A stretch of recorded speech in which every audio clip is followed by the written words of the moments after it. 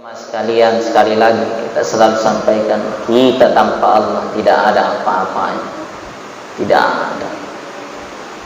Allah yang mengurus kita, Allah yang kemudian menggerakkan jantung kita, tangan kita. Coba lihat tangan tak kenapa bisa goyang. Kenapa tidak langsung empat goyang, kalau goyang satu? Contoh kecil. Kenapa telinga tak bisa mendengar? Oh, karena ada gendang telinga. Itu yang kita tahu, tidak kita tahu prosesnya. Kenapa bisa tumbuh rambut di kepalaku? Kenapa ada yang kemudian cepat rontok rambut? Kita tidak tahu. Bahkan kita tahu di kepala kita ada otak, tapi kita tidak tahu bagaimana cara kerjanya. Kita tahu sedikit, ini luar biasa. Jadi kemudian dengan kejujuran itu, kita jujur kemudian kita bawa, kita hamba Allah, maka sekali lagi tingkatkan ketakwaan kita kepada Allah Subhanahu wa ta'ala. Karena itulah bekal kita di mana saja kita berada. Kalau kita bertakwa kepada Allah, maka tidak ada yang bisa menghalangi kita. Kita yakin Allah melihat kita, apapun gerakan kita. Sendiri ki main hati, pasti kita akan dipertanggungjawabkan di hadapan Allah Subhanahu wa ta'ala.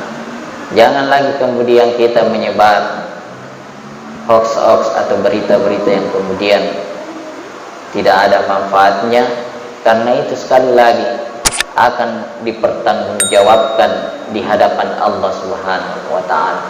Tidak ada yang tidak. Nanti itu jamaah sekalian akan diputar CCTV kita. Oh ya, dulu hadir. Ya, dulu begini kisah pengadilan. Dilihat semua.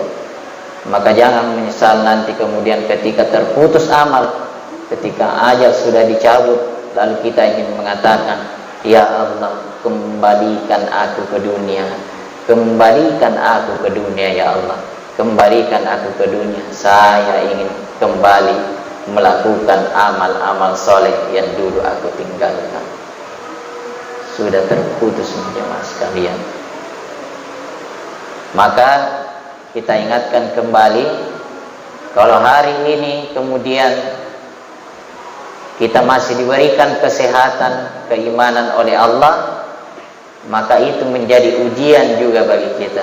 Sebagaimana Allah berfirman dalam surah Al-Anbiya, "Wala nablu bisyarri wal khair fitnah wa ilaina turja'un."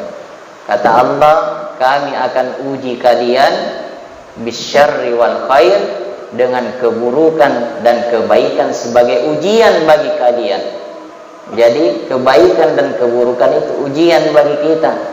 Jangan sampai kita beranggapan ujian yang itu yang kita dapat hanya yang tidak baik yang kita rasakan baru itu bilang ujian.